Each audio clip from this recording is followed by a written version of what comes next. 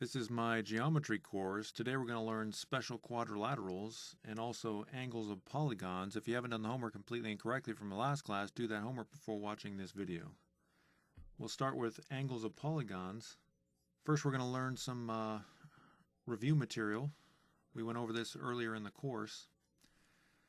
A polygon is a closed plane figure whose sides are line segments that intersect only at endpoints.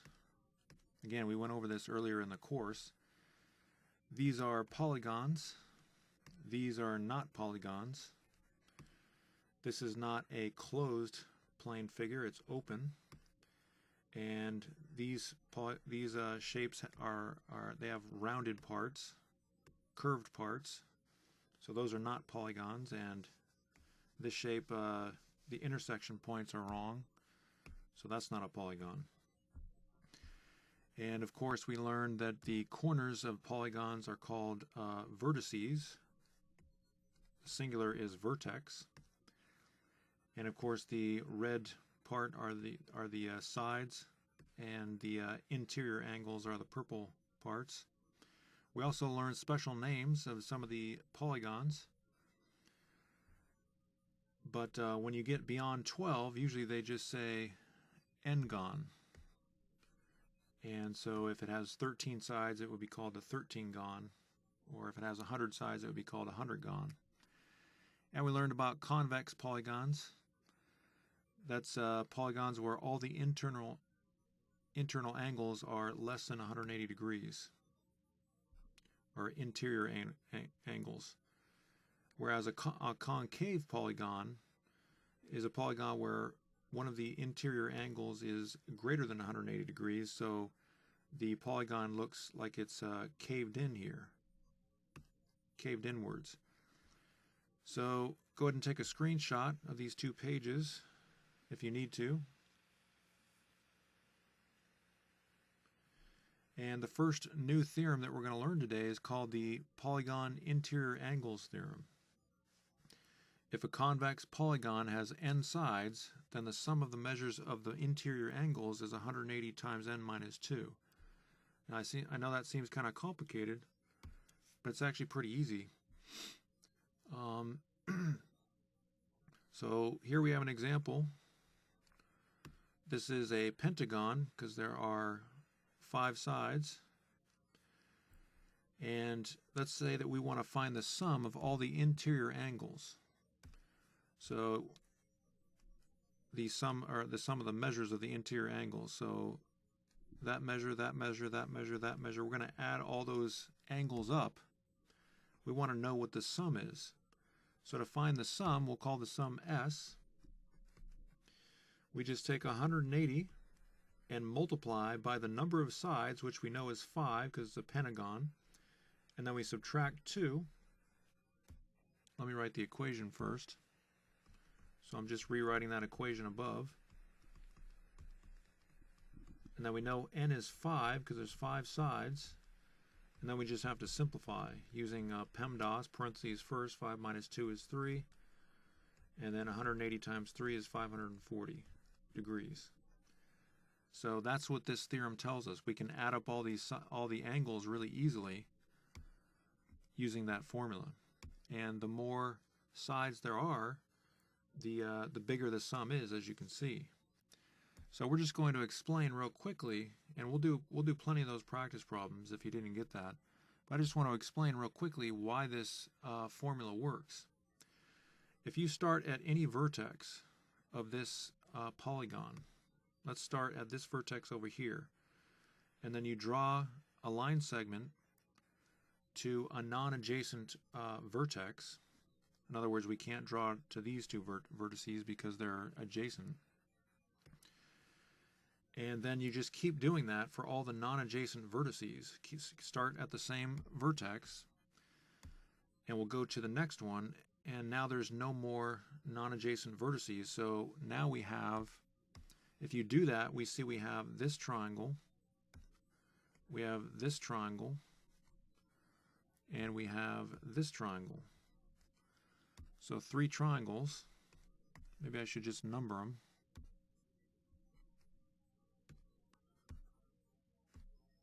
So we have 1, 2, 3. And we know that remember the triangle sum theorem tells us that the sum of all the interior angles in any triangle is 180 degrees. So for example, if I take triangle number 2, this angle plus this angle plus this angle is 180 degrees. And if I take triangle 1, this angle plus this angle plus this angle is 180 degrees. And if I take the last triangle, looking for a new color here, this angle plus this angle plus this angle is 180 degrees. Now here's the part where students have a little trouble. I see that this angle here is obviously one of the angles in the polygon, and this angle is obviously one of the angles in the polygon. But do you see, if you add up the orange, the purple, and the pink here, that's the entire angle, that's the entire inner angle, this whole angle here. And if I add up the pink and the purple here, that's the entire angle here. And if I add up the orange and the purple here, that's the entire angle here.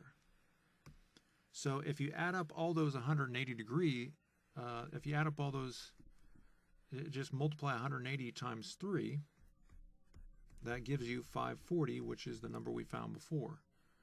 That's the sum of all the interior angles in a convex polygon. Now, it has to be a convex polygon, so it can't be a concave. So this only works for convex. So if you have something like this, it might not work for some examples with that. So that's why this theorem works. Now, why is it n minus 2? Why don't we just take 180 degrees and multiply by the number of sides? Well, the reason that doesn't work is that it just turns out that the number of triangles is always 2 less than the number of sides. So we have 5 sides, but we only ended up with 3 triangles. So 5 minus 2 is 3. So that's why we always subtract 2. So that just gives you an explanation for why that particular theorem works. Now, do you have to understand that explanation? Probably not. Most students don't really think about it. You just have to know this formula. So if you didn't understand all that stuff that we talked about, that's okay. You just have to know that formula. And to get a feel for how that formula works, we're just going to do some practice problems. And you're going to see that this is pretty easy. So it says, find the sum of the measures of the interior angles of the following polygons. So I'm going to write the formula that we learned up there. That's the sum equals 180 times n minus 2. Now, how many sides are there with this polygon? There are 4 sides, so we plug in 4. And then we simplify. 4 minus 2 is 2. And 2 times 180 is 360. And that is the answer. The sum of all these angles, this angle plus this angle plus this angle plus this angle, is equal to 360. That's kind of important. That's true for any quadrilateral, any convex quadrilateral. The sum of all the angles is 360 degrees. So now we go to a, looks like this is a hexagon. So again, we're going to use the same formula. So the number of sides for a hexagon is 6. And then we just simplify the math. 6 minus 2 is 4. And 4 times 180 is 720 degrees. So, again, this is pretty easy. So now let's try the next polygon. Again, the sum of all these angles, if you add all these up, it would be 720 degrees. That's what we're finding. This is interior angles we're dealing with. So the next shape has, it looks like it's going to be 8 sides, an octagon. So again, we show the formula that we're using, and it's probably best that you show this formula for every problem. I know that's kind of tedious to have to do that, but it's good for you, and it's good for the person who's going to read your work, because they're going to see the tool that you're using. And 6 times 180, you can use your calculator for this type of thing if you want. Doesn't really matter. That's going to be 1080. And be sure to write degrees at the very end. So, as you can see, this is pretty easy. Just use that formula, and I'm going to leave those in the window. And why don't you try number 4, and when you come back, we'll do it together.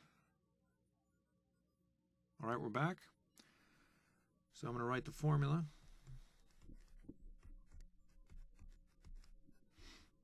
So we have 1, 2, 3, 4, 5, 6, 7. Looks like we have 7 sides. So this is a heptagon. So 7 minus 2. 7 minus 2 is 5. And then we have 5 times 80, or 5 times 180 is 900 degrees. So if you got that answer, good job. And for number 5, go ahead and try number 5, and when you come back, we'll do it together. All right, we're back. So, again, I know it's kind of tedious, but I'm just going to write that formula again. It's good to, it helps you remember the formula to write it over and over again. So we have 1, 2, 3, 4, 5. We have 5 sides. So plug in 5. This is a pentagon, and we have 180 times 3, and that would be 540 degrees. So we got 540 degrees. Good job. Go ahead and try number 6, and when you come back, we'll do it together. All right, we're back. So it looks like we have 4 sides. So we're just going to plug in 4 for n.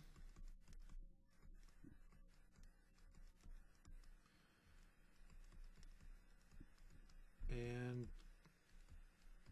we get 360 degrees. So if you got that answer, good job. Alright, so I just want to remind you that an n-gon is a polygon with n sides. We're going to need that for these next problems. These are the same. These are the same problems. We're going to find the sum of the measures of the interior angles of convex polygons, but now I'm just giving you the name of the polygon, and again we're assuming these are convex polygons. So we have decagon, and remember, if you didn't take a screenshot of these 2 pages, you probably should, because we have the names. See down here and over here we have the names of those special polygons. So now it says find the sum of the measures of the interior angles of this decagon, this convex decagon. So I'm going to write the formula again. And decagon, that means 10. So that has 10 sides. And so 8 times 180. So we can get our calculator out for that if you need to. So 180 times 8 is equal to 1,440. Degrees.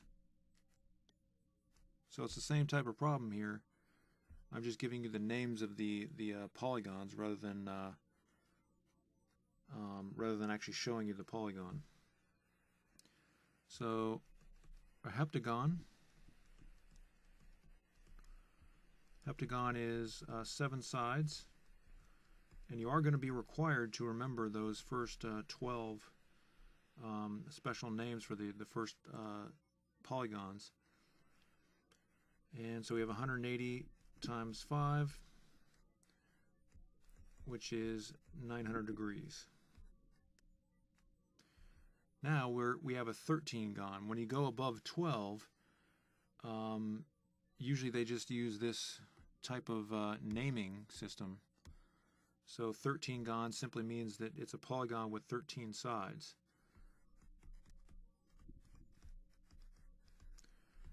So we're going to plug in 13 to that formula.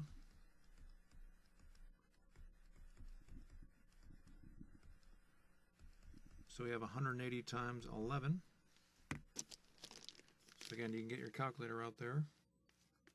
180 times 11 equals 1,980.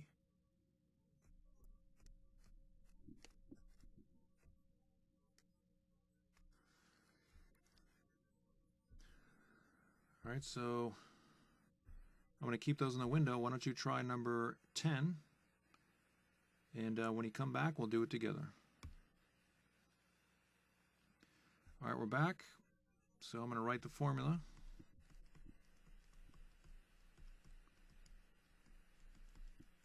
Again, you're probably thinking, why do you keep writing the formula over and over again? We get it.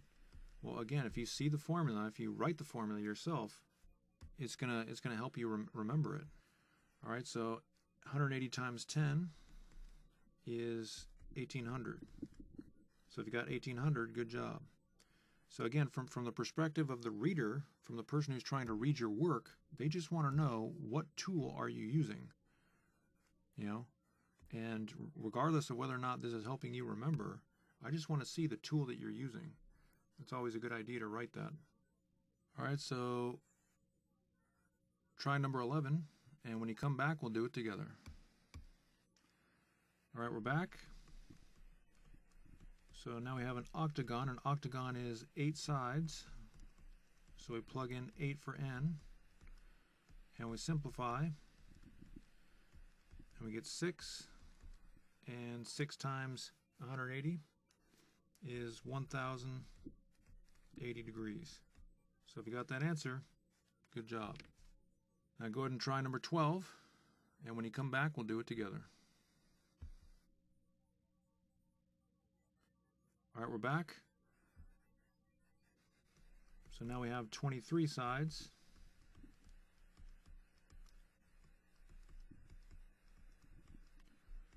So 23 minus 2 is 21. And you can use your calculator. 180 times 21 is 3,780 degrees. So if you got that answer, good job. So again, we have been using the polygon interior angles theorem. Again, it only works for convex polygons. There are some cases where concave polygons don't work. All right, so now it tells us if each number below is the sum of the measures of the interior angles of a convex polygon, find the number of sides of each polygon. So now we're going backwards. They're giving us the sum and asking us to find the number of sides. So we're going to use the same formula, we're just going backwards now. So in the previous problems, they gave us this number, or we could just see that number with the polygons, and we were looking for this number, the sum. Well, now they're giving us the sum, they're giving us this number and asking for this number, but we're still using the same formula. So now I'm going to plug in 2,700 for S, and now I have to solve this equation for n. So we have an equation with parentheses, and in the previous course, my beginning algebra course, actually now that I think of it, in my pre-algebra course, we actually learned how to solve this type of equation. Now there's actually an easier way to do it. What we could do is we could just divide both sides by 180 and just cancel these out immediately. That would actually be the easier way to do it, but that's not the way we learned in my pre-algebra course or my beginning algebra course. The reason we didn't learn that method, the easier method, is because in most equations you have more complicated expressions, so this wouldn't necessarily work. It just so happens that dividing by 180 works in this special case. But I don't want to. I want to stick with what you're familiar with, so we're going to actually do it a way that is slightly harder, just because I want you to understand. I want you to connect this to what you've already learned. So we're actually just going to get rid of the parentheses. Whenever you have an equation with parentheses, the typical method is to get rid of those parentheses with the distribution rule. So 180 times n is 180n, and 180 times 2 is 360. So we just used the distributive rule, or distributive property.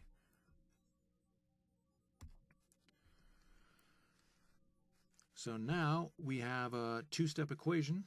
We're going to isolate n, get n by itself. N is not by itself because 180 and 360 are next to it. So I'm going to get rid of the 360 first. I'm going to add 360 to both sides, and that gives us 3060. And now I'm going to divide both sides by 180. And again, you can use your calculator for some of this stuff because these numbers are pretty big. 3060 divided by 180 is 17. So if the sum of the interior angles of a convex polygon is 2700, then the polygon has 17 sides. So again, we're just going backwards from what we were doing before. So let's try another one of these. I'm going to shrink this a little bit.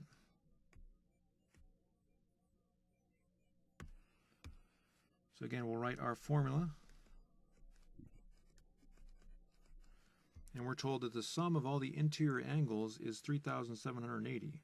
So S is 3780. So again, we'll just use the distribution rule. It's pretty much going to be the same procedure for these types of problems. Add 360 to both sides. So 3780 plus 360 is 4140. And now we just divide both sides by 180.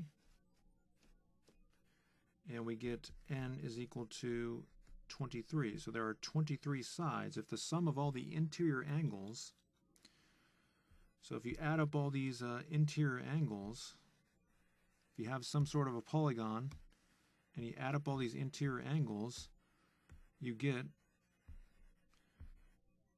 for this particular polygon, you get 3780.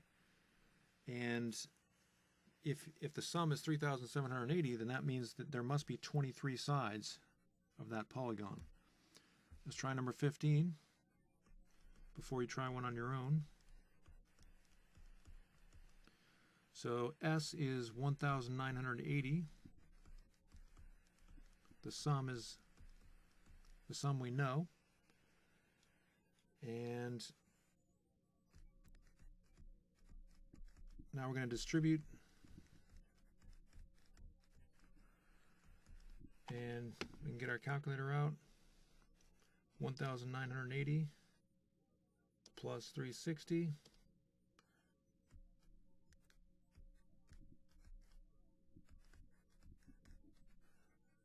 and then divide by 180.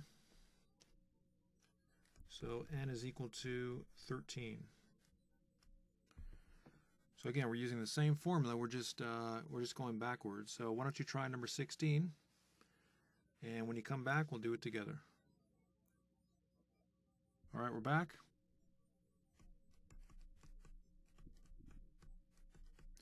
We know the sum is 4500.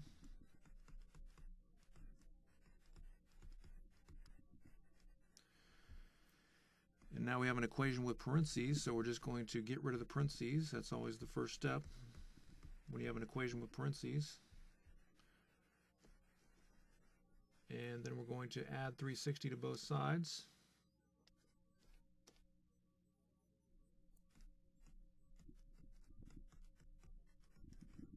And then divide by 180.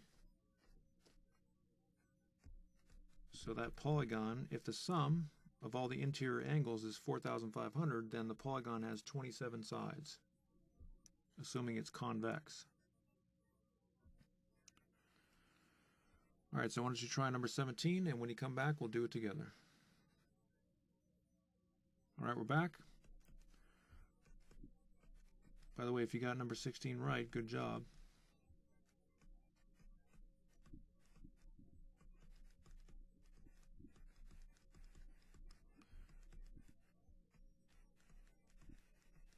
So again, first step when you have an equation with parentheses is get rid of the parentheses.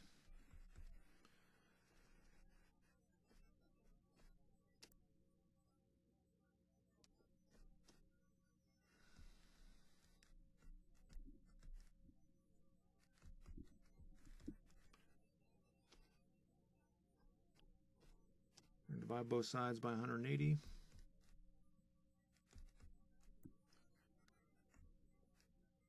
And it looks like if you have a polygon and the sum of the interior angles is 2,880, that means there are 18 sides of that polygon.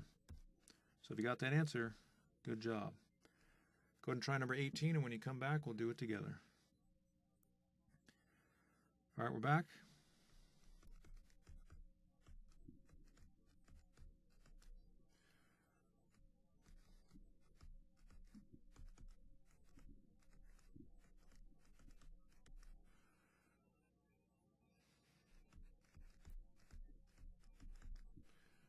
So use the distribution rule. Get rid of those parentheses. And 2,340 plus 360 is 2,700. And divide by 180, and we get 15. So if the sum of the interior angles in any convex polygon is 2,340, then that means the polygon has 15 sides. So if you got 15, good job. So now we're going to use that theorem, that polygon interior angles theorem, to solve algebra problems. Well, we actually the problems we just did were algebra, but these are problems that are a little bit different. It says find the unknowns in each polygon below. So we know 3 angles in this quadrilateral, but we don't know the 4th angle. So how do we do it? Well, we can't do it unless we use that polygon interior angles theorem. With that theorem tells us that, well, let's go ahead and use it. So there are 4 sides. It's a quadrilateral, right? So we plug in 4, and we get 360 degrees. I'm just going to rush forward on that. So we know the sum of all the angles is 360 degrees. So that was kind of part 1 of this problem. Now we go to part 2, where we actually have to find x. So we know if we add up all those angles, we should get 360 degrees. So 360 is equal to 100 plus 80 plus 110 plus the unknown x. So now we just simplify that equation. 100 plus 80 is 180, plus 110 is 290. And then we just subtract 290 from both sides, and we get 70. So x is equal to 70 degrees. So as you can see, this is pretty easy. So let's try one more of these before you try one on your own. Now this is 1, 2, 3, 4, 5. Looks like there's 5 sides to this polygon. So we first need to use the polygon interior angles theorem. The sum of all the interior angles is 180 times n minus 2. And so n is 5 because there's 5 sides. And just rushing forward, we get 540 degrees. So now that we know that the sum of all the interior angles is 540, we can go ahead and add up all those angles, and that should be equal to 540. So 40 plus 146 plus 132 plus, let me shrink this here, and then plus y. One of the angles is y right here. And then we have one more angle, which is 2y minus 85. So let me shrink that. So now all we have to do is solve this equation, and we can find the unknown, which is y. So 540, and we're just going to simplify that right side of the equation. So you can get your calculator out if you need to. 40 plus 146 plus 132 is equal to 318. And y plus 2y, that's 1y plus 2y is 3y. And you know what? I forgot to subtract the 85 from 318. So 318 minus 85 is 233. So I'll just change that to 233. And plus 3y. So now we have a two-step equation. We're going to subtract 233 from 540. And we get 307 is equal to 3y. And then we just divide both sides by 3. And we get 102.3 degrees. All right, so it's time for you to try one of these problems. Go ahead and try number 21, and when you come back, we'll do it together. All right, we're back. Now this is a quadrilateral. So we found in the previous problem that the sum of all the interior angles in a quadrilateral is always 360. But just to demonstrate, using that formula, I'm going to go ahead and just show how we know that.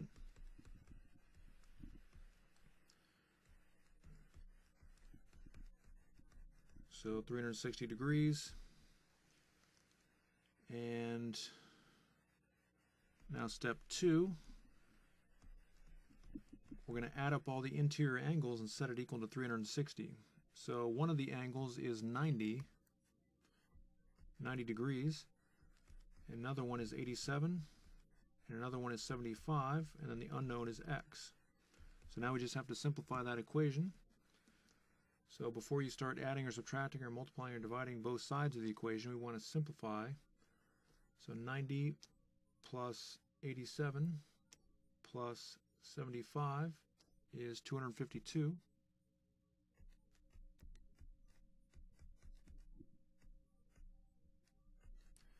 Then subtract 252 from 360, and we get 108. So x is equal to 108 degrees. So if you got that answer, good job. Go ahead and try number 22. When you come back, we'll do it together. All right, we're back. So we have 1, 2, 3, 4, 5, 6. Looks like we have 6 sides. And so we know the sum of all the interior angles must be equal to 720 degrees. So now, in step 2, we're going to set that sum equal to the sum of all the interior angles. So we have 160 plus 130 plus 90 plus another 90 plus y, and let me move this over, and then plus 2y minus 70. So make sure we got all those angles right. It should be 6. So now we just simplify. Again, you can use your calculator if you want to. 160 plus 130 plus 90 plus 90 equals, and then we have to subtract that 72, so minus 70 is equal to 400. and then y plus 2y is 3y. So now we have a two-step equation. We just have to subtract 400 from both sides. We get 320 is equal to 3y. And then we ran out of room, but that's very common. So whenever you run out of room, just put an arrow. We're going to divide both sides by 3. So 320 divided by 3 is equal to 106.6 bar. So y is equal to 106.6 bar degrees. So if you got that answer, good job. So now we're going to learn the polygon exterior angles theorem. But before we learn that theorem, we need to know what an exterior angle is. We've learned about interior angles. See this purple part here, that's an interior angle. And here's another interior angle and another interior angle. We know about those, but what about exterior angles? This is where things get kind of weird. To find an exterior angle, you just take this side length, and you continue that length out beyond the polygon. And this angle here that's created, this red part here, that's the exterior angle for that corresponding vertex. So I know that seems kind of weird. You might think, well, wait a second, shouldn't this, if we're talking about this vertex, for example, shouldn't this be the external angle? Well, that makes more sense, but that's just not how exterior angles are defined. If you want to find the exterior angle for that particular vertex, it would be this arc here. Now, some students might say, well, wait a second. What if we continued out this way? Would that be a different exterior angle? Well, actually, no. This angle will be the exact same angle. Because if you continue out from both side lengths, you see this angle by the vertical angles theorem is the same measure as this angle. So it doesn't really matter what side you start from. I know that seems kind of weird, but just understand that an angle, an exterior angle of a polygon is an angle whose measure is supplementary to its corresponding interior angle. So why is it supplementary? Remember, supplementary means the two angles add up to 180 degrees. So let's continue out. And this is the interior angle. And if this is the exterior angle, you see that they both add up to 180 degrees. If you add these two measures up, you get a straight line segment. And we learned about that in previous classes in this course. So they must be supplementary. So you can do that however you want to do it. Again, if you continue out the line this way, then this angle is still supplementary to the interior angle. All right, so that's an exterior angle. That's what it means for something to be an exterior angle of a polygon. So now we're going to learn the polygon exterior angles theorem. And you might want to take a screenshot of this. The polygon exterior angles theorem says that the sum of the measures of the exterior angles of any convex polygon is 360 degrees. So I know you're probably thinking, what? What does that mean? Well, it means that if you add up all the exterior angles, so add up this angle and this angle and this angle and this angle, and again, it doesn't matter where you start from, this angle, add up all those exterior angles, and the sum is 360 degrees. It doesn't matter how many sides there are. You could have 1 billion sides. If you add up all the exterior angles, then the sum is always going to be 360 degrees. And you're probably thinking, wait a second, what? That doesn't make any sense. Well, that's actually true. It doesn't matter how many sides the polygon has. The sum of the exterior angles is always 360 degrees. Now, that's not true for the sum of the interior angles. When you add up the interior angles, the sum is different depending on how many sides. The more sides you have, the greater the sum is. But with exterior angles, it doesn't matter how many sides. The sum is always 360 degrees. So let's do some practice problems. Find the sum of the measures of the exterior angles of the following convex polygons. So we have a pentagon. What is the sum of the exterior angles? Well, it's 360 degrees. Doesn't matter how many sides it has. What's the sum of the exterior angles in an octagon? Well, it's 360 degrees. Do you get the point? We don't have to do any work here. It's always 360 degrees. So try number 25 and 26, and when you come back, we'll do it together. All right, we're back. If you said 360 degrees, there you go. For both of these problems. Again, it's pretty simple. Now you might be wondering, well, what about the proof? We proved, or we did an example where we showed why the polygon interior angles theorem works up here. Can you explain why the exterior angles theorem works?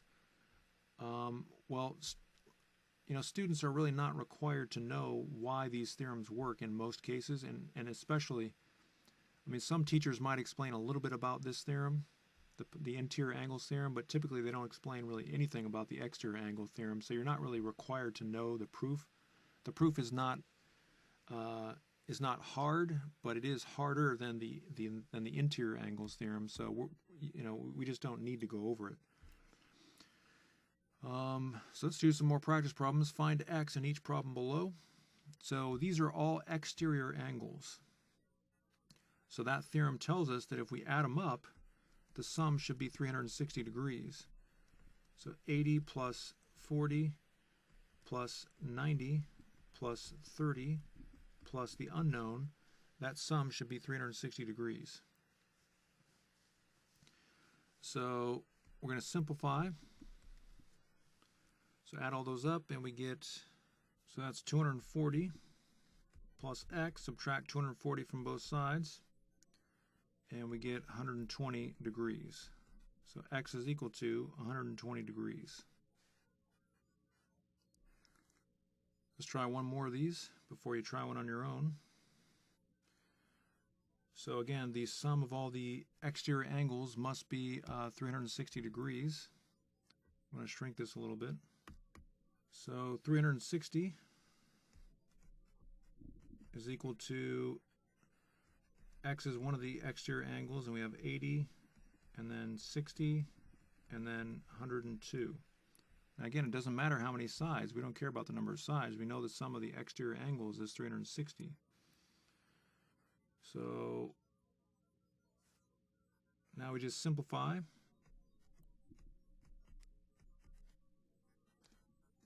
So 80 plus 60 plus 102 is equal to 242.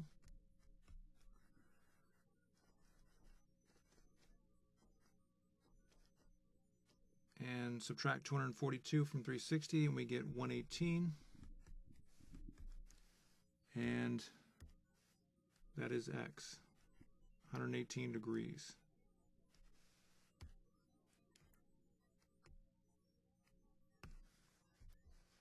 All right, so it's time for you to try some of these problems. Go ahead and try number 29, and I'll leave those in the window. And when you come back, we'll do it together. All right, we're back. So 360 is equal to 40 plus 40 plus x plus 78 plus 80 plus 39. And then we're just going to simplify, and we get 277. And then we're going to subtract 277 from 360, and we get 83. So if you got 83 degrees, good job. Go ahead and try number 30, and when you come back, we'll do it together. All right, we're back. So 360 must be equal to 130 plus 115 plus x, and add 130 and 115, and we get 245, so 360 is equal to 245 plus x. 360 minus 245. X is equal to 115. So if you got 115 degrees, good job. So that was the polygon exterior angles theorem. So now we're going away from angles of polygons. We're going to study those more, I guess, as part of this next subject, but we're going to special quadrilaterals. So remember, quadrilaterals are four-sided polygons. And there's a lot of different quadrilaterals. There's squares, there's rectangles, there's trapezoids, there's parallelograms, which we're going to study today, and there's also kites, and we haven't learned kites yet. There's rhombi, a lot of different types of quadrilaterals, but today we're going to focus on parallelograms. So this is part one of special quadrilaterals. So let's review what a parallelogram is, because we actually learned this, I think, in a previous class in this course. It's a quadrilateral with two pairs of parallel sides. So this is an example here. We have these two sides which are parallel, and we have these two sides which are also parallel. So remember, arrows on line segments, that means parallel. So these two are parallel because of those arrows, and these are parallel. And the reason we're using single arrows here is because obviously these line segments are not parallel to these line segments. So we need to differentiate. And I think in previous classes I wrote a black arrow like this. You know, but sometimes you're going to see arrows that are different color, maybe red or something, or green, and they don't draw the full arrow, so you're just going to have to get used to that. So like I said, there's a lot of different types of quadrilaterals, and you can demonstrate that in a couple different ways. So parallelograms are quadrilaterals, but rectangles and squares, they are actually special types of parallelograms. So that's something that you might want to be aware of. You can demonstrate that idea with a Venn diagram. This is called a Venn diagram. We haven't gone over those yet. But all this means is that if the big green part is all the quadrilaterals, then parallelograms, the blue part, they're inside the quadrilateral class. But rectangles, they're also parallelograms. They're inside the parallelogram class as well as the quadrilateral class. And squares, they're also rectangles, and they're also parallelograms, and they're also quadrilaterals. So this is just a Venn diagram, is just a way to represent that. So now we're going to learn special theorems about parallelograms. In geometry class, oftentimes you spend an entire chapter just studying parallelograms. So I want you to go ahead and get a screenshot of these theorems. And actually, you might want to get a screenshot of these two pages together. And then there's one more theorem down here to get a screenshot of. So let me go over quickly what these theorems mean. This first theorem says that if a quadrilateral is a parallelogram, then the opposite sides must be congruent.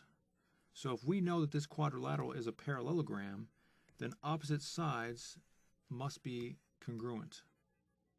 So those sides are congruent and these sides are congruent.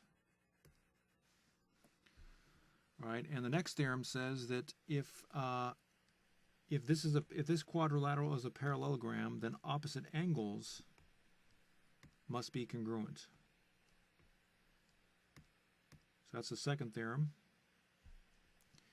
And the third theorem says that if a quadrilateral is a parallelogram, then consecutive angles are supplementary. So these two angles add up to 180, and these two angles add up to 180, and these two angles, and so on and so forth. Consecutive angles add up to 180. They're supplementary.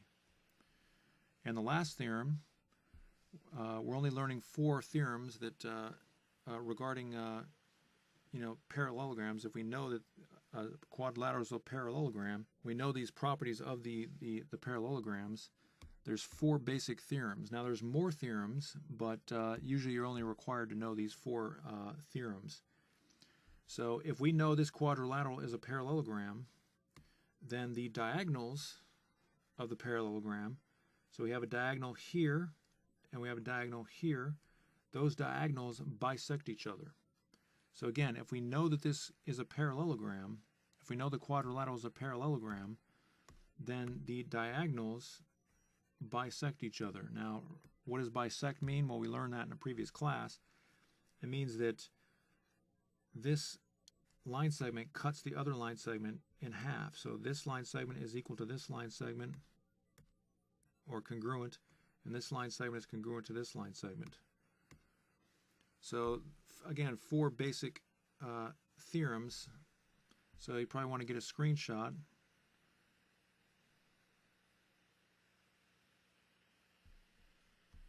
And a screenshot of that last one. And so now we're going to use those theorems. It says, find the unknown values of the parallelograms below. So we're assuming that these are parallelograms. And we're going to use those theorems that we just learned to find the unknown values. So the first theorem told us that opposite sides of a parallelogram, again, we're assuming these are parallelograms. So opposite sides of parallelograms are congruent. So if this side is 18, that means the opposite side must also be 18. So x is equal to 18. If this side is 25, the opposite side must also be 25. So y must be equal to 25. So that was the first theorem that we learned. Opposite sides are congruent. So now we're going to use the second and the third theorems. We know this angle is 135, so because this is a parallelogram, the opposite angle must also be 135. So we can write b is equal to 135 degrees. And so at this point, what do we do? How do we find A and C? Well, there's a lot of different ways to do it. We could use the Polygon interior angle theorem, but probably the easiest way to do it is to use the third theorem that we learned, the third parallelogram theorem. So that means that these 2 angles, these consecutive angles, are supplementary, and these we could also use to find A directly. So let's go ahead and let's use these 2. So A plus 135 must be equal to 180. Again, consecutive angles must be supplementary. So now subtract 135 from both sides, and we get A is equal to 45 degrees. So now if A is 45 degrees, we obviously know that that C is going to be the same number for multiple reasons. Opposite angles are congruent, but also if C has to be supplementary to 135, then whatever number we get for A, that's C also. So C is equal to 45 degrees. So we're just using our bag of theorems to solve these problems. So now 32, we got the same problem, same type of problem pretty much. This side is 21, which means this side must also be 21. So x is equal to 21. That's the first theorem. This side is 15, so the opposite side must also be 15. Again, this only works because we're assuming that these are parallelograms. We're told that they're parallelograms. This angle is 130, so the opposite angle must be 130 also. Again, that's the second theorem that we learned. And these 2 angles must be supplementary because they're consecutive angles. So 180 must be equal to 130 plus C. Subtract 130 from both sides, and we see that C is 50 degrees. So C is 50 degrees. And obviously if C is 50 degrees, then A must be 50 degrees also because it's an opposite angle. Again, you can use the Polygon interior angles theorem. All those angles should add up to 360 because a parallelogram is a quadrilateral. It has 4 sides. So now, continuing on here, same problem. So we know that this side is 23, so the opposite side must also be 23. So A is equal to 23, but now we have units. See that M there? So we have to put 23 meters. Whenever you have units, you always have to write those units. Now B must be 11. And I forgot to put units on that one. It should be 11 meters. So 11 meters, because again, the opposite sides are congruent if this is a parallelogram. And now we need to use the fourth theorem, this theorem up here. So if we know that this is a parallelogram, that means that these diagonals, these orange line segments, they must bisect each other. So that means if this is 12, y must be 12 also. So y is equal to 12 meters. And if this is 17, then x must be 17 also. So x is equal to 17 meters. And those are the answers for that one. All right, so now we're going to do some problems that are a little bit harder. There's more algebra involved, but it's still pretty easy. So opposite sides of parallelograms, they are equal, or they're congruent, right? So 47 must be equal to A plus 38. Subtract 38 from both sides, and we get 9. So A is equal to 9. And now this side must be congruent to this side. And I'm going to do steps here.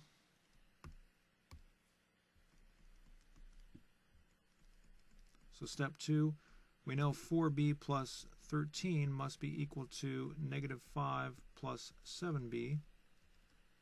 So we're looking for b. So we're going to subtract 4b from both sides, and we get 3b. Add 5 to both sides, and we get 18. And then b is equal to 6. So we found b is 6. On to step 3. So we just, in those two parts, we use the first theorem, that opposite sides of parallelograms are congruent. So now we need to use the theorem that opposite angles are congruent. So that means 81 must be equal to 5x plus 6. So 81 is equal to 5x plus 6. Subtract 6 from both sides, and you get 75 is equal to 5x. Divide both sides by 5, and we get x is equal to 15.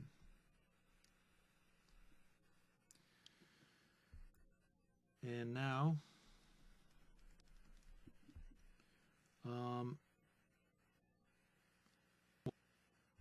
let's see here. Well, z, probably the easiest way to find z is to recognize that these two angles are consecutive, so they're supplementary. So z plus 180 must be equal to, z plus 81 must be equal to 180. Because z and 81 are supplementary. So then subtract 81 from both sides, and you get 99 degrees. So z is equal to 99 degrees. And of course, opposite angles must be equal. So, and these of course are supplementary, so both of that information tells us that 3y must be equal to 99. Again, this is 99, so this must be 99. So 3y is equal to 99. Divide both sides by 3, and you get 33. So y is equal to 33. Now some people might write degrees here. I don't really care. if you have an expression and and you find y, I mean, we know that this is in degrees, but when you plug in y into an expression and do a lot of calculations, should y be in degrees? Well, some people say absolutely yes. I think the jury's out on that, so I don't really care if you write degrees or not. It's kind of something that's hard to interpret. Everybody thinks that they can interpret it easily, but they can't because, you know, it's not that simple.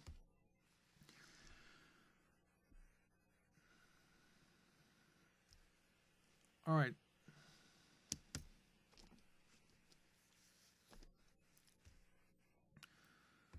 All right, we're going to do a couple more of these before you try some on your own. So again, using the first theorem, opposite sides of a parallelogram are congruent, so that means 3y must be equal to 51. Divide both sides by 3, and y is equal to 17. All right, now these opposite sides, if it's a parallelogram, again, we know it's a parallelogram, so those sides must be congruent. So we know 10x plus 5 must be equal to 4x plus 35. Subtract 4 from both sides, and we get 6x is equal to, subtract 5 from both sides, and 6x is equal to 30, and therefore x is equal to 5. So on to step 3. So those first two steps, we use the first theorem, the theorem that tells us that if we know a quadrilateral is a parallelogram, then opposite sides are congruent. Now we know that opposite angles must be congruent, so now we're using the second theorem. So we know that 86 must be equal to 2a minus 4. Add 4 to both sides. A is equal to 45. Divide both sides by 2. So we found A, and now we need to find B. So we know B is supplementary to 86 because of the third theorem. So now we're using the third theorem that tells us consecutive angles are supplementary. So B plus 86 is 180. And so subtracting 86 from both sides, we get B is equal to 94 degrees.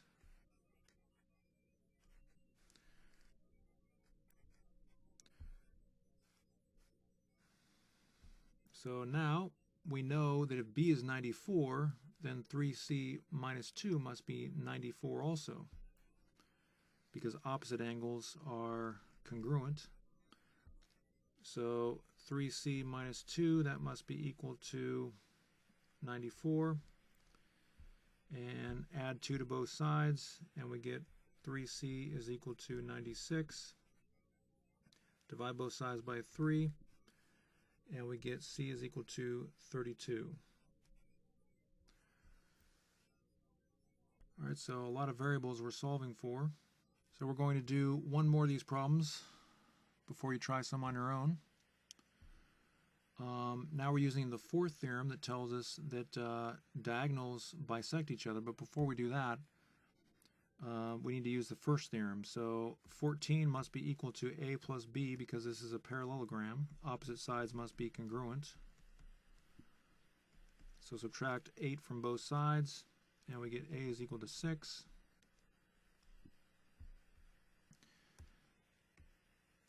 And using the first theorem again, 7b plus 2 must be equal to 9b minus 6.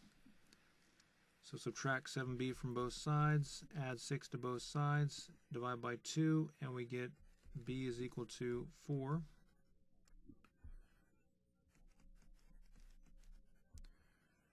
And so now we're going to use the fourth theorem, so that means this length must be equal to this length because diagonals of a parallelogram bisect each other. So 12 must be equal to y plus 4. Subtract 4 from both sides, and we get y is equal to 8. And we're going to use that same fourth theorem again. 2x plus 6 must be equal to x plus 14.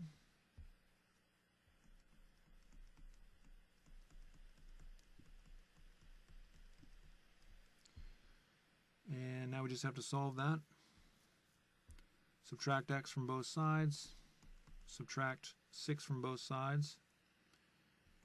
And we have x is equal to 8.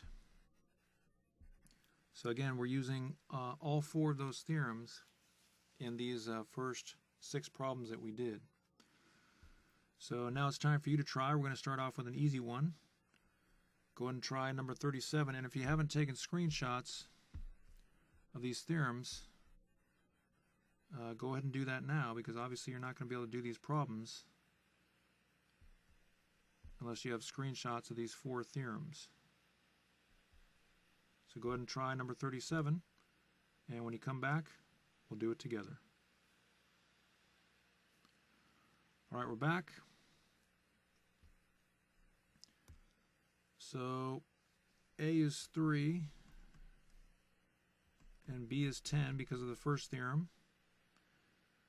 and Y is 40 degrees because of the second theorem, and because of the third theorem, x must be supplementary to 40, so x plus 40 must be 180. Solve for x and you get 140 degrees.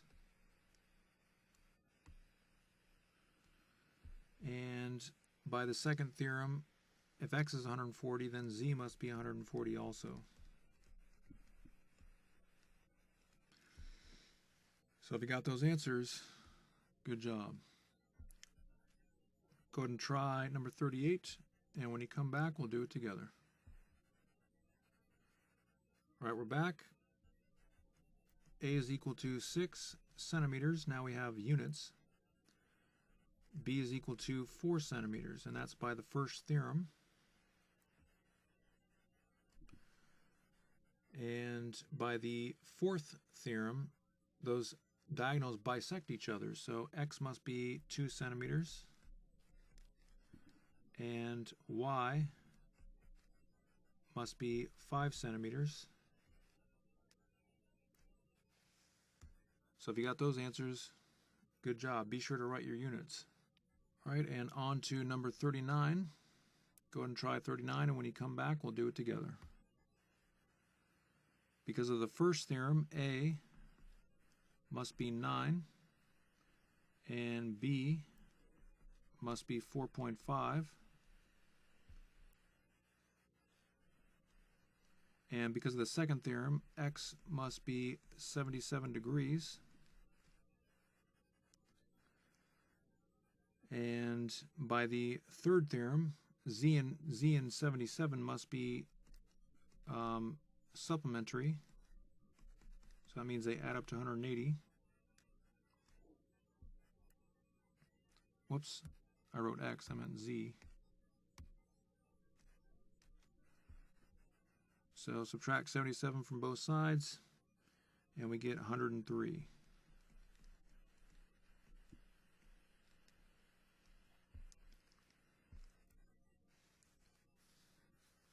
And by the second theorem, y is opposite z, so y must also be 103 degrees. And I think that's everything. So if you got that answer, good job. All right, so now we're going into some more difficult problems. Go ahead and try number 40, and when you come back, we'll do it together. All right, we're back. So by the first theorem, opposite sides of a parallelogram must be congruent. So 2a must be equal to 7. Divide both sides by 2, and we get a is equal to 3.5. And so if you got that answer, good job.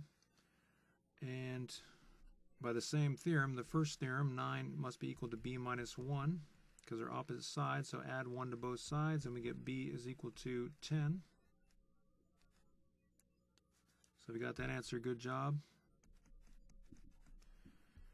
And by the fourth theorem, diagonals of a parallelogram bisect each other, so that means that 6 must be equal to x minus 6, which means that x must be equal to 12. And also by the same fourth theorem, 4 minus 2y must be equal to y plus 4. Add 2y to both sides and subtract 4 from both sides. And we get 3y is equal to 0. So divide both sides by 3 and we get y is equal to 0. Now, a side length cannot be 0, but we're not saying that a side length can be 0. The side length is 4 minus 2y and y plus 4. So if you plug in 0 for there, you get 4 for both side lengths. So that's okay for y to be 0. The side length can't be 0, but y must be 0. So if you got those answers, good job. So let's try a couple more of these before we go on to something else. Try number 41, and when you come back, we'll do it together. All right, we're back. So the first theorem tells us that y plus 7 must be equal to 19, which means that y must be equal to 12. The first theorem again tells us that 2x plus 1 must be equal to x plus 7. Do the math and we get x is equal to 6.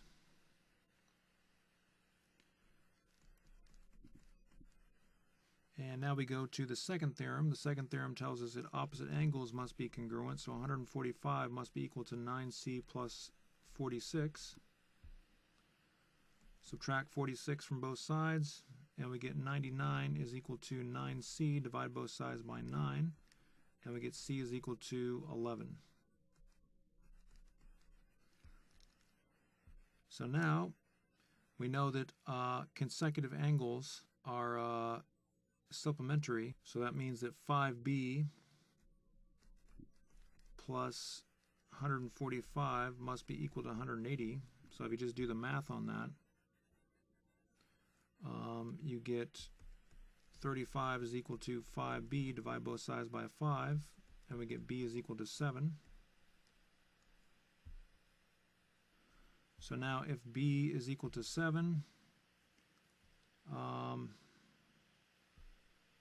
I mean, there's a lot of different ways to do this, but if b is equal to 7, then that means that this angle is 35. That means this angle is 35. I guess I should just stick with the previous method. So 7a and 145, those are supplementary. So 7a plus 135 is equal to 180. Was that 135 or 100? Sorry, 145. Do the math on that. Subtract 145 from both sides. 35 is equal to 7a. Divide both sides by 7 and we get a is equal to 5. And there you go. So if you got those answers, good job. So now we're going to try one more of these problems. Go ahead and attempt number 42. And when you come back, we'll do it together.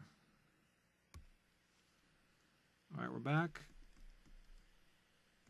The first theorem tells us that 4 must be equal to 8a plus 1. Do the math on that, and we get a is equal to 3/8.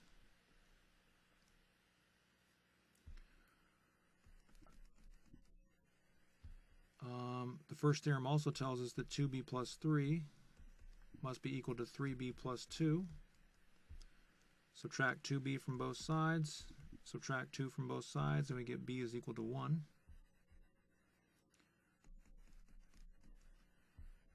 And the second theorem tells us that opposite angles must be congruent. So that means that 110 must be equal to 2x. Divide both sides by 2, and we get x is equal to 55. So we got 55, good job. And now we know that consecutive angles must be supplementary, so I guess I'll start with 110 and 5z plus 30. They're supplementary. So that means if you add them up, you should get 180. So now we just have to solve that equation. 110 plus 30 is 140.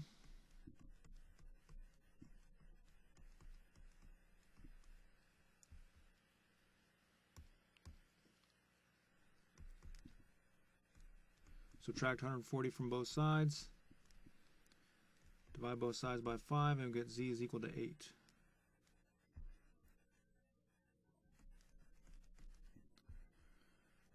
And sorry about that.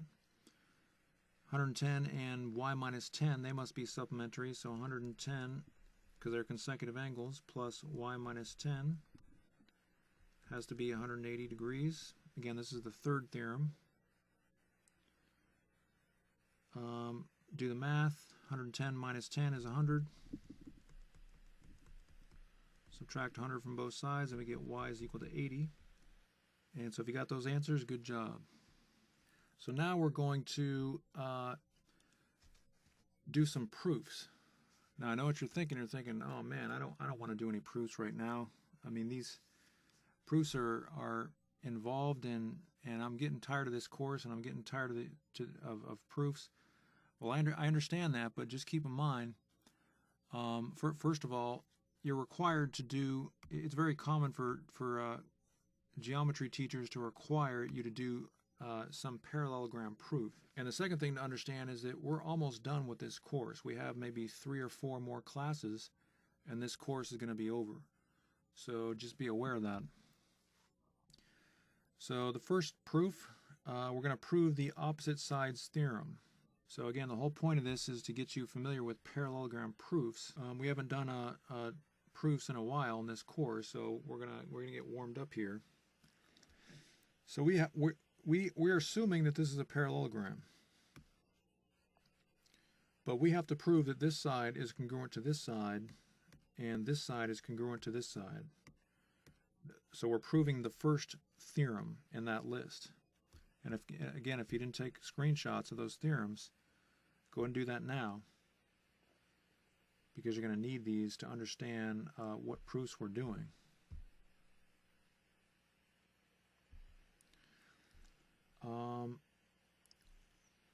So we first start by saying that ABCD is a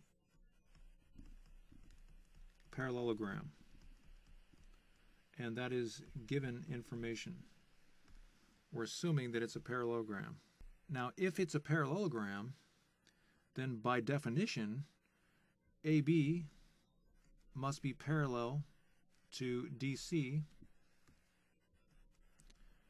and also AD must be parallel to BC. And that's just the definition of a parallelogram. You can just draw a little parallelogram there for abbreviation. So AB is parallel to DC, AD is parallel to BC. Again, that's just what a parallelogram means. So we know that. And now what we're going to do is we're going to draw what's called an auxiliary line. And this is something that we're going to use very often in parallelogram proofs. So we're going to draw a dotted line. It's called an auxiliary line. I think I went over this a little bit. I forget if I mentioned auxiliary lines. It doesn't really have to be a dotted line. You can just draw a full line if you want, but actually you probably should stick with a dotted line. That's called an auxiliary line. It's a line that's not there. We have to actually write it for the sake of a proof. So now what we're dealing with here, and this is the part that can be kind of confusing for students. What I'm going to do is I'm going to write AB and then DC over here. They're not exactly correct proportionally, but and then if you draw that auxiliary line through, and I'm going to extend these lines out, you can see that what we're dealing with is 2 parallel lines and a transversal through those 2 parallel lines. So this is kind of hard for students to see, because and the reason it's hard to see is you kind of have to ignore these line segments. If you can ignore those line segments and kind of extend these out, you can see that we're dealing with the transversal postulates and theorems. So we know we have a lot of different transversal postulates and theorems, but one of the theorems tells us that alternate interior angles are congruent. So what that means is that this angle is congruent to this angle. That's the alternate interior angles theorem. And I'll put those theorems up in the window in case you forgot those. And so we know that this angle is congruent to this angle. Now we can do the same thing for these sides. Now that auxiliary line is going to be a transversal through AD and BC, which are again are parallel. So now we have that transversal through there. And now we can say that this angle is congruent to this angle by the same theorem, the alternate interior angles theorem. So that means that this angle is congruent to this angle. And again, I know this can be kind of confusing. A lot of times students will confuse what angles are we're talking about. So just be careful when you're building this proof. These proofs are a little harder than proofs that we've done in the past. So at this point, we can say that angle DAC is congruent to BCA, angle BCA, and angle BAC is congruent to angle DCA. And that is the alternate interior angles theorem. Now we also know that AC, the auxiliary line, is congruent. The segment is congruent to itself, and if you recall, that's the reflexive property of congruence. So now we're going to look at two triangles. We can identify two triangles. We have a triangle here, and we have a triangle here. And we're going to show with all that information that we just demonstrated that those two triangles are congruent. Now, how do we know? Well, because we know we have two angles that are congruent to two angles in another triangle, and we have one side that's congruent in both triangles. So triangle BAC is congruent to triangle DCA. And remember, you have to get the right order. BAC, DCA, that looks right. It's congruent by the ASA postulate. So that's one of the triangle congruence postulates we learned. And at this point, you're probably thinking, well, who cares? Why are we doing this? Well, remember, we're trying to show that this side is congruent to this side in a parallelogram, and this side is congruent to this side. Now that we've shown that those two triangles are congruent, we can say that corresponding parts of congruent triangles are congruent. So remember CPCTC. So what that means is that AB must be congruent to DC, and AD must be congruent to BC. And that's it. So we proved the parallelogram opposite sides theorem. So again, you're oftentimes required to know your way around proofs when it comes to parallelograms. So let's try some more problems. And I forgot to mention, I drew an auxiliary line like so. I drew it that way, but you can also draw it this way and prove the same theorem. So it doesn't really matter what auxiliary line you draw, as long as it's from as long as it's across like so. So in the next problem, I'm going to have you attempt this proof, but I'm going to give you a lot of hints. In the homework, I'm going to give you a lot of hints because I know that, you know, if you've never done these proofs, it's not going to be easy, regardless of your background or how well you're doing this course. But what we're going to do here is we're going to prove that this angle is congruent to this angle, and that this angle is congruent to this angle if we assume, again, that this is a parallelogram. We're making the assumption that this is a parallelogram. Now what you're going to do, I'm going to give you some hints, is you're going to draw another auxiliary line, and you're going to show that these two triangles are congruent, and that's going to show that this angle is congruent to this angle. But then you're going to have to draw a different auxiliary line.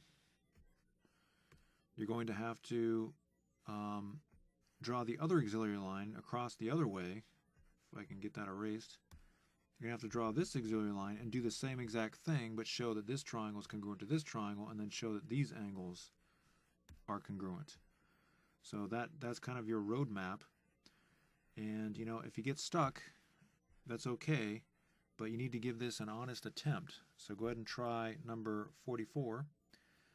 And again, this is the parallelogram opposite angles theorem. Look back at your screenshots to see what that theorem is. We're trying to prove that opposite angles are congruent. So go ahead and try number 44.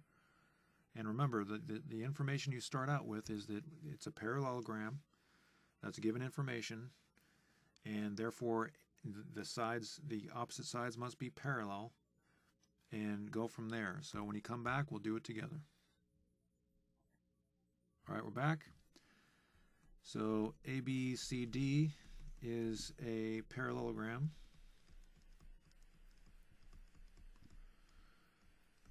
We're given that information. We're supposed to assume that that's true. And then AB, we know, is parallel to DC. And AD is parallel to BC.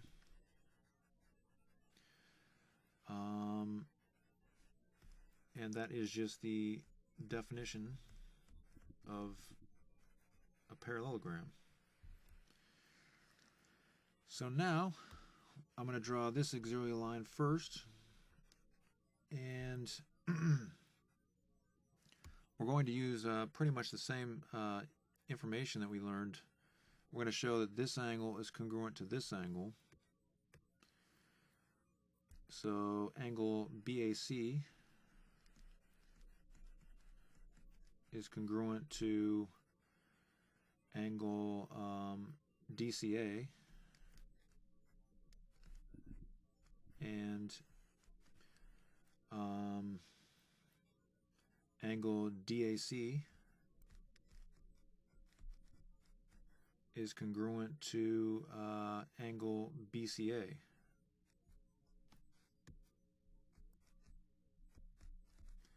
And that is the alternate interior angles theorem. And of course, we also know that AC is congruent to itself by the reflexive property of congruence. And therefore, triangle BAC is congruent to triangle DCA. And that is the, again, the ASA postulate for triangle congruence. So we know those triangles are congruent, and therefore we know that angle B must be congruent to angle D, and we only need single letter notation now. And we know that because corresponding parts of congruent triangles are congruent. So we've now proved that this angle is congruent to this angle, but we have not proven that A is congruent to C. So now we have to do that. So in order to do that, we're going to draw an auxiliary line like so. And we're going to say that angle DBC is congruent to angle ADB, and angle ABD is congruent to angle BDC. And that, of course, is the alternate interior angles theorem. We also know, of course, that BD is congruent to itself, and that is the reflexive property of congruence. And so now we can say that triangle ABD is congruent to triangle CDB, and that is by the ASA congruence postulate for triangles. And now that we know that those triangles are congruent, now that we know that this triangle is congruent to this triangle, we can say that corresponding parts are congruent. So that means this angle is congruent to this angle, and that's what we're trying to show.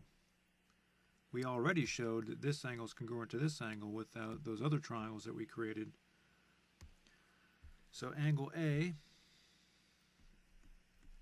is congruent to angle C, and that is by CPCTC. Corresponding parts of congruent triangles are congruent. Now remember, you can only use this after you've shown that the triangles are congruent. So that was a pretty involved proof. If you got stuck in a few steps, that's okay, but you needed to at least attempt the problem, and you should have gotten most of those steps. Now, if you just gave up, that means you're probably just being lazy. You have to at least try these proofs. Don't just wait for me to show you how to do them. Okay, so for the next proof, we're going to prove the third theorem, the consecutive angles theorem. That theorem tells us that angles that are next to each other must be supplementary. So that means these two angles must add up to 180 degrees. And these two angles must add up to 180 degrees. And these two angles must add up to 180 degrees. And these two angles must add up to 180 degrees. Now the question is, do you have to show that for every one of those? Well, I don't think I'm going to make you show for every pair, but let's just do a couple pairs. So the most important thing for this proof is to understand that you're going to use the consecutive interior angles theorem. Okay? That's the theorem that says if you have two parallel lines and a transversal that goes through them, consecutive interior angles are supplementary. They add up to 180. So again, I'll show that. I'll show those postulates and theorems from the transversals class we did, if you forgot that. And also be aware that the first step is going to be that ABCD is a parallelogram, and that's given information.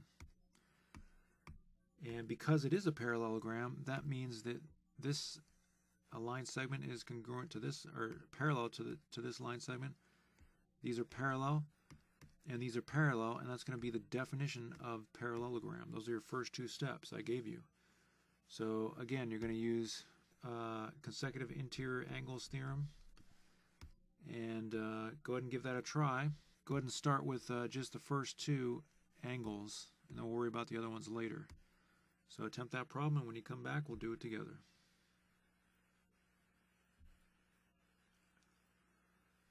All right, we're back. So we're going to start by saying ABCD is a parallelogram. That is given information. And we know that AB is parallel to DC, and also AD is parallel to BC, and that's just the definition of parallelograms. And now we know that angle A and angle B are supplementary. That is the consecutive interior angles theorem. Because again, you have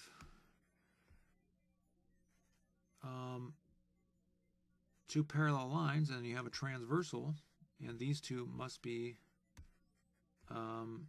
they're consecutive interior angles, and they're supplementary. So we proved that one pair of consecutive interior angles is supplementary, and then you would pretty much just do the same thing for all the other pairs. It would pretty much be the same exact proof. So I'm not going to make you do that for all of those.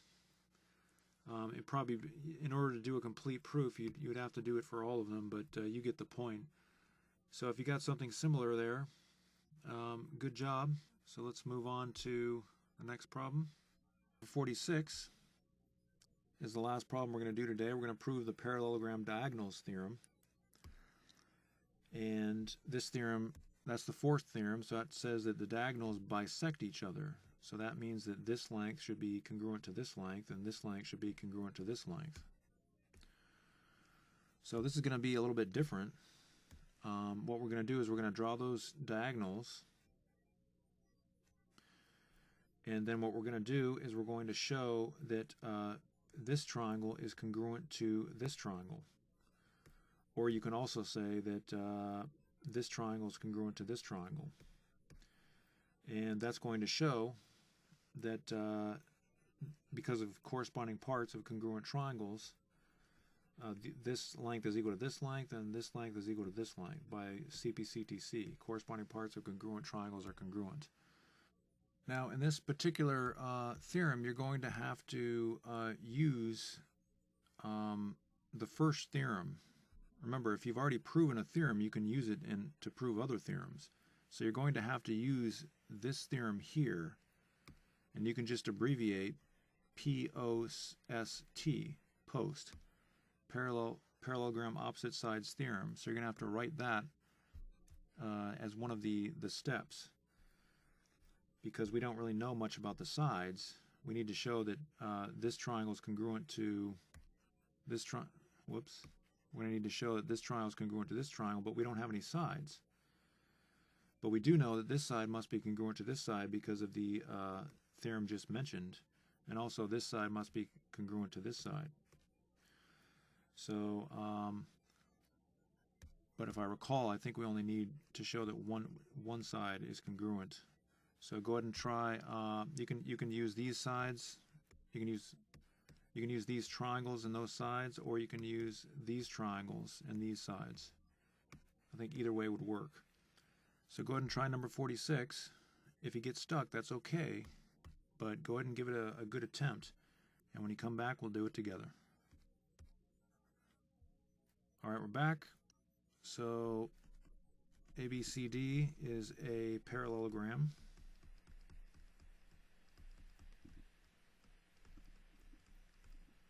And AB is parallel to DC.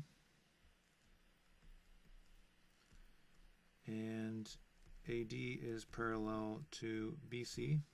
So you can see a lot of these steps are the same steps. So it's normal to get stuck on one of the steps, but you shouldn't get stuck on all of the steps. You know, if you're getting stuck on all the steps, that probably means you're not even trying. All right, so that is a definition of a parallelogram. And again, same situation. We know that this angle must be congruent to this angle. So BAC, angle BAC, must be congruent to angle DCA. And we know that angle, this angle here must be congruent to this angle, so that's ABD must be congruent to angle CDB, and that is alternate interior angles theorem. And we also know that AB must be congruent to DC, and that is post, the parallelogram opposite sides theorem. Now, listen carefully. We have this angle is congruent to this angle is congruent to this angle, and we know that this side is congruent to this side. So you know what's going to happen. What theorem can we use to prove that these two triangles are congruent? I guess I can just leave that there. So what theorem would that be? Well, that would obviously be ASA. We're using ASA again. So triangle, and then we have to name this point, by the way. So we're going to name that E, just going alphabetically. So triangle AEB is congruent to triangle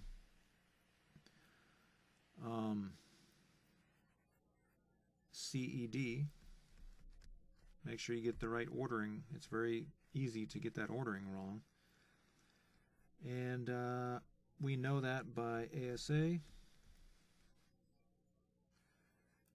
And so now we know that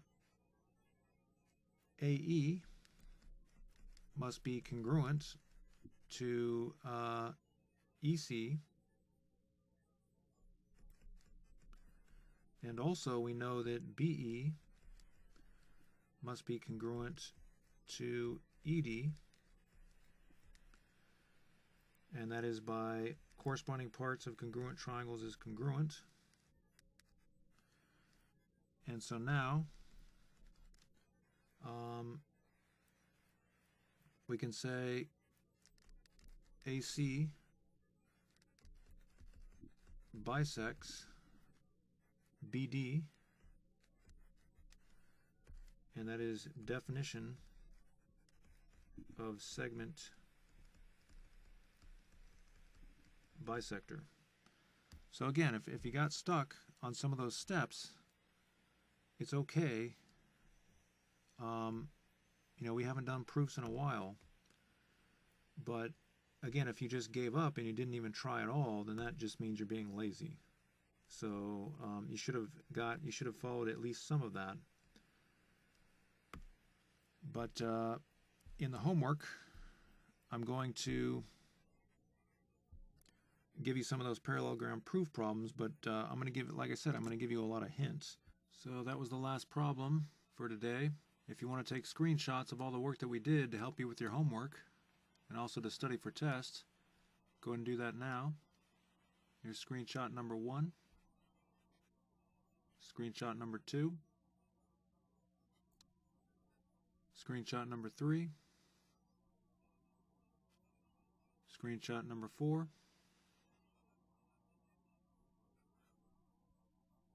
screenshot number 5, screenshot number 6, screenshot number 7,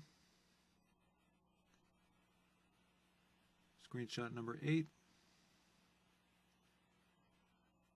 screenshot number 9, and screenshot number 10. Now don't go before you get your homework. Remember, the homework is the most important part of this entire course. If you don't do it, it's a 100% guarantee that you're going to learn absolutely nothing in the entire course. So here's screenshot number 1. and screenshot number 2, and screenshot number 3,